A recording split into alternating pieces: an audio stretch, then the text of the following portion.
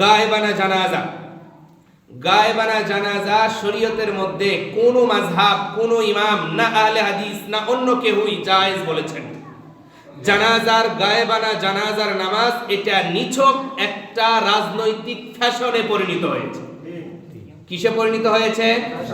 রাজনৈতিক ফ্যাশনে পরিণত হয়েছে।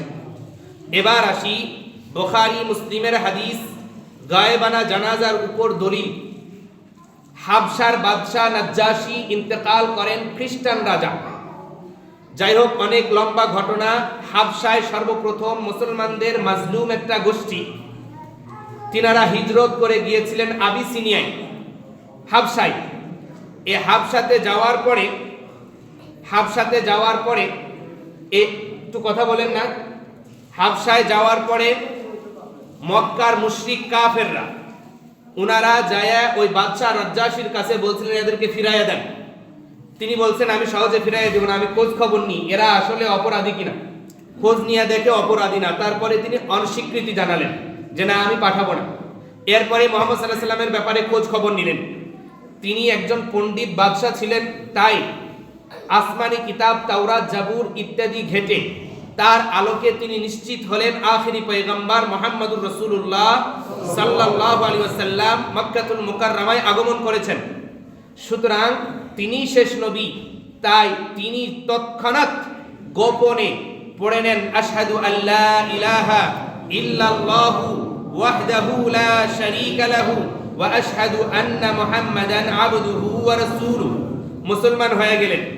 কিন্তু সব ছিল খ্রিস্টান অধ্যাসিত রাষ্ট্র, তাই তিনি ওইভাবে তেমন কোনো ইসলাম প্রকাশ করতে পারলেন না। সংক্ষেপে টানতেছি, এক পর্যায়ে তিনি ইন্তেকাল করলেন।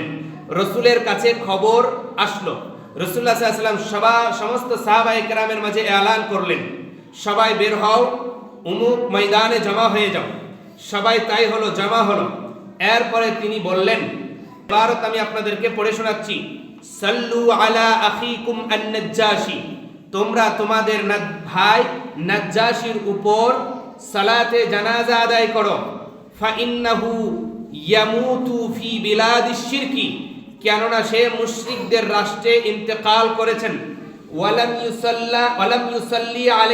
ইউসাল্লা আলাইহি, এবং তার উপর জানাজা পড়া হয় নাই, এমতো অবস্থাতেই তাকে কবরস্থ করা হয়েছে। এরপরে নবীজি দাঁড়ালেন, গায়েবানা জানাজা পড়ালেন। এই হাদিস থেকে প্রমাণ হয় যে গায়েবানা জানাজা জায়েজ।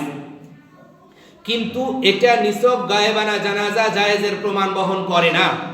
কেন করে না? বলে ওই যে বলছি সালাতুল জানাজা, জানাজা শব্দের অর্থ হচ্ছে লাশ। আর যেখানে লাশ নাই সেখানে সালাত থাকবে, মাগার সালাতে জানাজা হবে না। তাই মৃত ব্যক্তির নামাজ যদি হতে হয়, মৃত ব্যক্তির লাশ মুসল্লিদের সামনে উপস্থিত থাকা আবশ্যক, এবং জানাজার নামাজ শুদ্ধ হওয়ার জন্য পূর্ব শর্ত। এখন কথা হচ্ছে ওখানে যে পড়া হলো, এটা আমি আপনি ব্যাখ্যা করলে হবে না। কোন কোন আমল রাসূলের জন্য স্পেশালি খাস আছে, যা অন্য কোনো কারোর জন্য অনুমোদিত নয়। তার মধ্যে এটা একটা। হুজুর প্রমাণ কি এটা রাসূলের জন্যই শুধু অনুমোদিত, অন্য কারোর জন্য অনুমোদিত না? বলে এটার প্রমাণ হচ্ছে রাসূলের এই জানাজার পরে না রাসূল জীবনে আর কারো গায়েবানা জানাজা পড়েছেন, না সাহাবায়ে কেরাম আর কারো গায়েবানা জানাজা পড়েছেন, না তাবিঈনে কেরাম, না তাবিউত তাবিঈন, না ফুকাহায়ে কেরাম, না আইম্মায়ে মাযহাব। কোন আলেম সোনালী যুগে, তার পরবর্তী যুগে কেউই গায়েবানা জানাজা পড়ে নাই।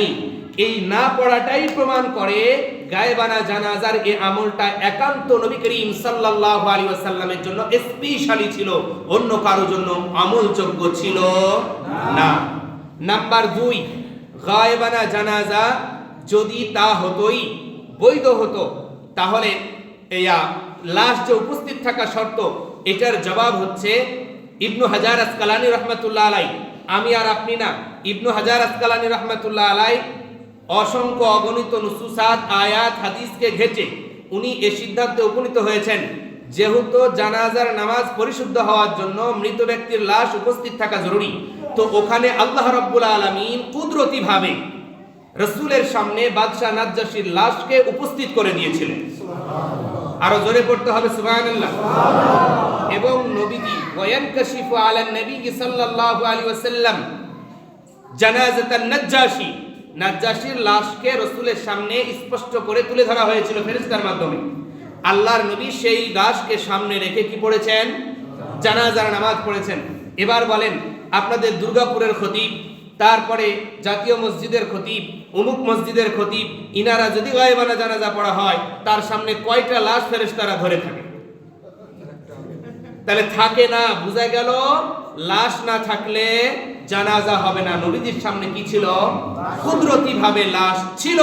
সুতরাং বোঝা গেল গায়েবানা জানাজা শরীয়তে জায়েজ আরো জোরে বলতে হবে, গায়েবানা জানাজা শরীয়তে জায়েজ নাই, বরং এটা নিছক একটা রাজনৈতিক ফ্যাশন। আল্লাহ রাব্বুল আলামিন আমাদেরকে রাজনৈতিক ফ্যাশন থেকে বাঁচায়া রাসূল, সাহাবী, তাবেঈর সুন্নাহ অনুযায়ী জীবনকে পরিচালনা করার জন্য তৌফিক দান করেন। পড়েন আমিন। ওয়া আখিরু দাওয়ানা আলহামদুলিল্লাহি রাব্বিল আলামিন। ওয়াসসালামু আলাইকুম ওয়া রাহমাতুল্লাহ।